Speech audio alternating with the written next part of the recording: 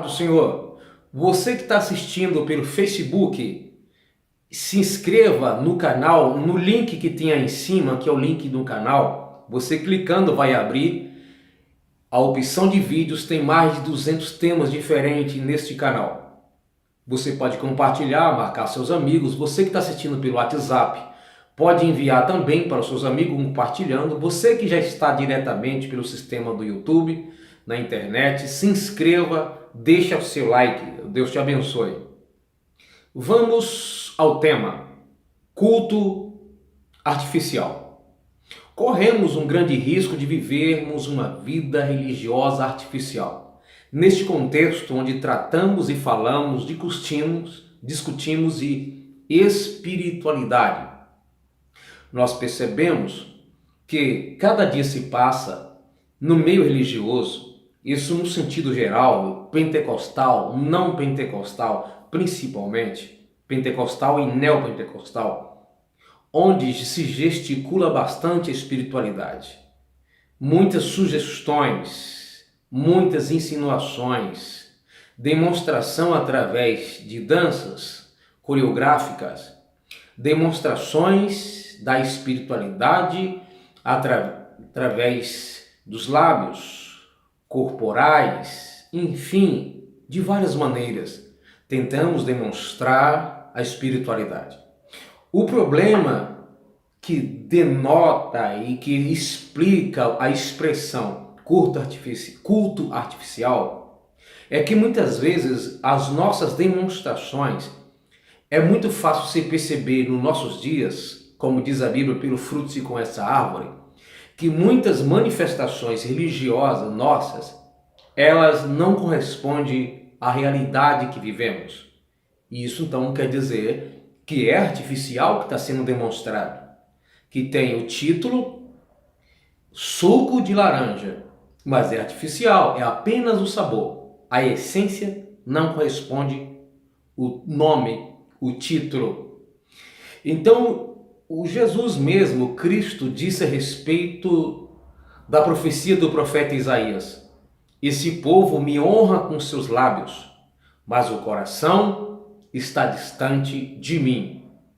Isso se explica também como hipocrisia, como religiosidade, como viver de aparência, mas combina bem e se encaixa na artificialidade espiritual, que nós demonstramos uma coisa e na essência é outra coisa. A Bíblia nos diz: quem está aflito, ore. Quem está alegre, cante. Nós não cantamos para nos alegrarmos. Nós, ao receber de Deus na consciência, na vida, na mente, a alegria devido aos atos e à grandeza desse Deus e a sua natureza, nós cantamos como expressão de alegria que há entre nós, dentro de nós. Essa alegria se expressa de várias maneiras e uma delas é o louvar, o cantar. Por isso quem está alegre canta. Então o cantar é o resultado da alegria. Na Bíblia nos se orienta a cantar no momento de angústia. Por exemplo, no momento de angústia, o que era que o povo de Israel geralmente fazia? Jejuavam, que é a ideia de afligir a alma. O jejum era para afligir a alma, é um quebrantamento, a humilhação, é suplicar, é pedir socorro, clamar por misericórdia. Não era jejuar por jejuar, era uma necessidade específica, principalmente quando tinha uma urgência ligada a sofrimento, a dor, a pedir um socorro de Deus, uma emergência nas providências de Deus. Quando se está alegre, quando se está contente, quando se está festejando, já não tem mais a ideia do jejuar, já não faz muito sentido. Então o que acontece? Nós muitas vezes cantamos dando a entender que estamos alegres, mas na verdade estamos tristes. Estamos então demonstrando para aqueles que nos escutam, que nos ouvem ou cantam conosco, que estamos alegres, quando na verdade se isso é proposital, sendo que na verdade nós não estamos alegres. Demonstramos muitas vezes amor e na essência não estamos amando. A Bíblia nos diz que nosso amor não seja fingido. Não dá a entender que ame sem amar. Seja sincero, transparente. Isso é, não tenha uma vida de amor artificial que dá a entender que é e não é. A sua realidade, as nossas demonstrações através de palavras ou de gestos gesticulativos deve ser expressão do que existe em nós. Deve ser expressão. Isso quando nós estamos publicando com as nossas ações algo que existe no mundo espiritual. Querendo demonstrar uma ação que Deus operou na nossa vida pessoal e queremos revelar isso às outras pessoas, nós expressamos por palavras, cantando, louvando, enfim. Mas quando nós damos a entender pessoalmente uma alegria não existente, isso é, não estou demonstrando algo que é real naquele momento, apenas baseado numa possibilidade que pode acontecer. Por exemplo, no meio pentecostal, a qual nós pertencemos, quando estamos cheios do Espírito Santo, é muito comum falarmos em línguas estranhas, apesar de algumas igrejas não concordar com isso e achar que não é línguas estranhas que a Bíblia se refere. Mas nós entendemos que sim. Fica para você ver em outro vídeo que eu falo sobre isso. E quantas vezes algumas pessoas, para demonstrar que estão cheias do Espírito Santo, começam a falar línguas estranhas pelos cotovelos. Mas ao se encerrar o ambiente de culto, ou aquela etapa da línguas estranhas, você percebe que a pessoa não é aquilo que ela quer demonstrar através das línguas estranhas. Então a pessoa fala línguas estranhas para alcançar alguma coisa que não está acontecendo, ou pelo menos deveria ser assim, se é que se deve fazer, mas na verdade o que sabemos é que quando as pessoas fazem isso, quer dizer que ela está sentindo a presença de Deus. Mas e quando se percebe que a pessoa não está sentindo na realidade, ela está mostrando um aspecto artificial, porque ela não está sentindo o que dá a entender que está sentindo. Quantas vezes através de pregações a gente ouve alguns pregadores pregar como que tivesse uma fé enorme, quando na verdade não tem. Algumas pessoas começam para incentivar a igreja, começam a profetizar. Eu profetizo, eu não sei de onde tiraram isso. Nem no Antigo nem no Novo Testamento não existem essas expressões como expressão de fé. Eu profetizo, que vai, eu profetizo. A profecia bíblica no Novo Testamento é a própria expressão da palavra explicada, transmitida, direcionada à igreja dentro da vontade de Deus. Mas as pessoas que usam esses chavões, eu profetizo e não sai disso, pode observar que não há mudança. Será que é incredulidade do povo? Não é. Porque nenhuma profecia foi produzida por vontade humana, diz a palavra. Quando eu transmito baseado na fé, no que se refere à profecia, é a minha vontade humana que está sendo expressa e eu creio e aquilo vai ou deveria acontecer. Mas geralmente não acontece. Quase todas elas não acontecem. Se não for da vontade de Deus, pode profetizar o que quiser. Não confunda profecia com outros aspectos da vida cristã. Então as pessoas profetizam como que ela cresce piamente, poderosamente, que a vida de alguém ou das pessoas poderá mudar. Aliás, as pessoas profetizam até para a própria vida. Na Bíblia também não tem esse conceito de viver profetizando para si mesmo. Eu posso desejar que o Deus de paz vos santifique. Essa é a profecia, mas ela está na Bíblia. Que Deus te proteja em todos os seus caminhos, você vai encontrar. Mas tem algumas profecias que elas não são bíblicas, é expressão da vontade do profeta ou do pregador. Então o pregador dá a entender que tem uma fé enorme, uma crença em Deus, sendo que na realidade nem ele acredita no que se está profetizando. Isso é a vida artificial.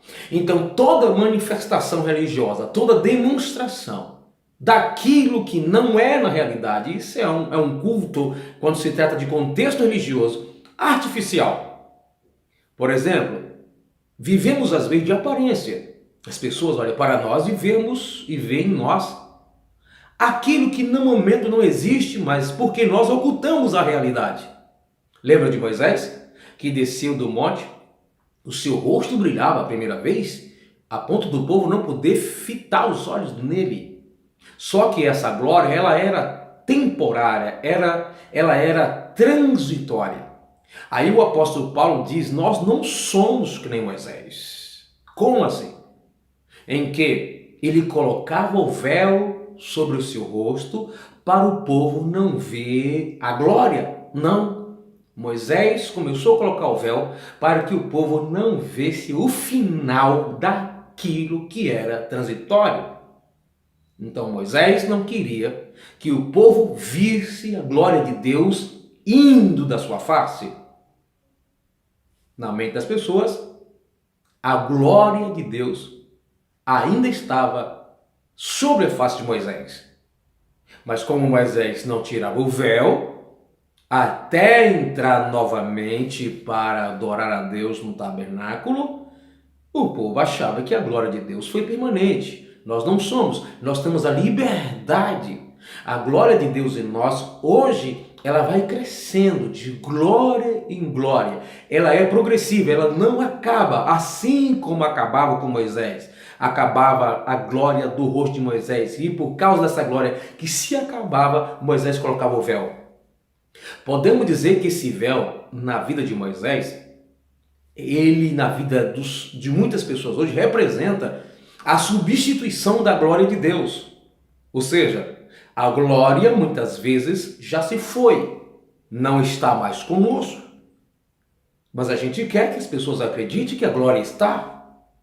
Então colocaremos um véu para que quem está ali continue pensando que o véu está por trás, que a glória está por trás do véu, mas na verdade a glória se foi. Por não existir mais essa glória, que é a glória que atrai o olhar das pessoas, nós precisamos substituir essa ausência da glória com uma outra coisa. E é aí onde nossas igrejas inventam muito artifícios para substituir a glória que não existe.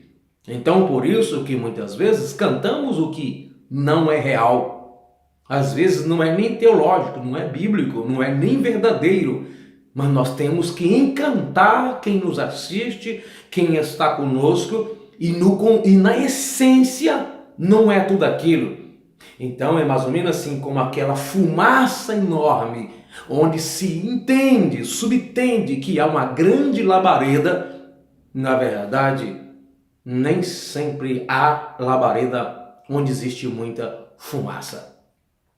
Então nós precisamos no dia a dia, nossa vida comum, a nossa vida religiosa, os nossos cultos nas nossas congregações, nós precisamos orar mais a Deus, buscarmos mais a presença do Senhor, para que não sejamos cristãos artificiais. Não é que para exibirmos a nossa espiritualidade, aquilo que é essencial, mas que isso seja demonstrado com simplicidade, sem precisarmos criarmos coisas para sustentar algo que não está existindo dentro das nossas reuniões. É muitas danças, muitas coreografias, é muita desce e sobe, é muito faça e não faça, é muito diz para seu irmão, vai para lá, volta para cá, diz eu te amo, é muito você entrou aqui, não está dando glória a Deus, misturado com aleluia, você tem a cara de pitbull, você tem a cara daquilo outro, você é um geladeiriano, você é frio, você é não sei o que, muita coisa. Sabe o que é isso que faz? O que faz o pregador fazer isso? Falta da glória. Então inventa um véu para colocar, para que alguém, o desavisado, volte para casa dizendo: o culto foi uma glória. Por quê? Porque o pregador fez um grande movimento. O pregador, eu disse, não o Espírito Santo. Sinto a dizer para vocês, nestas décadas, nessa geração nossa, de uns 10 anos para cá, a maioria da glória que nós vemos caindo nas nossas igrejas, independente de título, nome de igreja, elas são provocadas.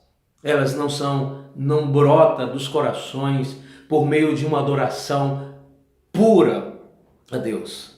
Então, igreja, pastores, vocês que estão me assistindo agora, vamos orar a Deus, vamos colocar a igreja. Não adianta criar mais um grupo na igreja. Não adianta colocar mais um movimento na igreja. Não adianta achar que está sendo criativo para tirar a igreja da rotina, porque o que você está criando vai cair na rotina.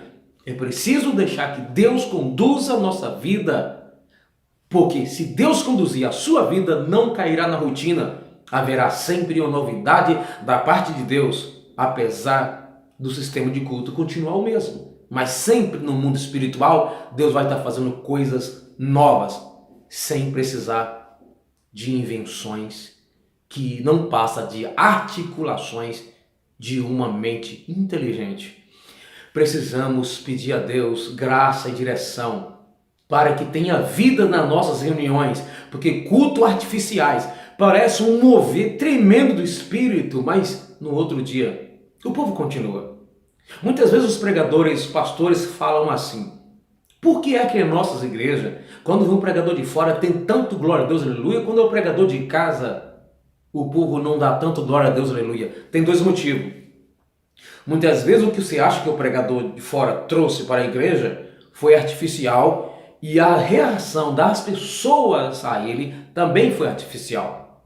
Segundo, muitas vezes é que o povo está cansado de uma comida requentada naquela justificativa: não vos cansei, eu não canso de dizer a mesma coisa, usando a palavra de Paulo. Muitos pastores locais estão morrendo, matando a igreja, na desculpa que enquanto a igreja não mudar, ele vai continuar pregando a mesma coisa. Isso é conversa fiada de que não tem mensagem.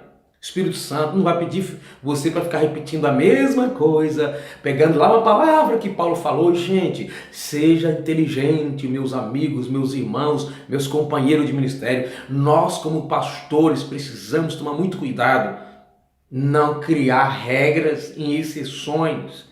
Leia o contexto do apóstolo Paulo, por amor de Deus, e veja o que ele queria dizer com isso. E não achar que a igreja é fria e que você é o poderoso, que está tentando transmitir, e o povo, enquanto não mudar, você não vai parar de falar. Não, você não tem a mensagem, o Espírito Santo não está mandando você fazer isso, certo? Então, queridos irmãos, se nós ficarmos inventando coisa para tentar modernizar os nossos cultos, o que vai acontecer? Vamos colocar véu nas nossas cabeças, na cabeça do povo, e achar que a glória ainda está, e na verdade muitos pastores sabem que a glória não está mais lá nas reuniões, mas tem que criar alguma coisa. Criar o quê? A igreja não precisa criar mais nada para que ela seja uma igreja na essência, uma igreja verdadeira, fiel diante de Deus. O que ela precisa é entender o que Deus espera de cada adorador, tanto no individual como no coletivo, para que nossos cultos não se tornem artificiais, como nós vemos por aí. Nós criamos nuvens dentro da igreja, criamos fumaças dentro da igreja, criamos faróis, lâmpadas, ambientes coloridos, movimentados, coisas brilhando no teto de nossas igrejas, danças, teatros, muita coreografia religiosa, e quando se termina aquele movimento, não teve mudança, porque não passou de artificial. Chega de tanto recheio. Vamos nos alimentar do pão. Jesus Cristo, o pão da vida, não precisa de recheio. Cuidado. Enquanto nós achamos que estamos sendo inteligentes ao sermos criativos, podemos estar matando a igreja sem perceber. O que é que Deus espera de nós? Não, irmão, cada um Deus usa de um jeito. Cada lugar Deus dá uma estratégia, mas a estratégia que não funciona, no máximo vai arrebanhar um monte de gente que continua com a mesma vidinha de antes. Se tornam frequentadores de culto, mas quando troca de pastores, a igreja esvazia. Quando não tem campanha, a igreja se esvazia. Quando não é festividade, a igreja está vazia. Então não alcançou com seus movimentos. Precisamos mesmo de pregar a palavra como convém. E a palavra de Deus vai produzir vontade no povo de orar. É a palavra de Deus que vai levar o povo a adorar como deve. É a palavra de Deus que vai levar o povo a jejuar, é a palavra de Deus que vai levar o povo a evangelizar. Nós fazemos o contrário, nós criamos coisas para que essas coisas levem o povo a orar, levem o povo a ler a Bíblia. Não, a palavra de Deus, a única coisa que precisamos fazer é praticar a palavra, porque praticar a palavra é orar, jejuar, ler a Bíblia, evangelizar, amar, odiar o pecado. Precisamos apenas disso. Pratique a palavra. Tudo o que acontece deve ser por consequência da palavra ativa em nós. Que Deus abençoe a sua vida. Se você gostou, compartilhe esse vídeo com seus amigos.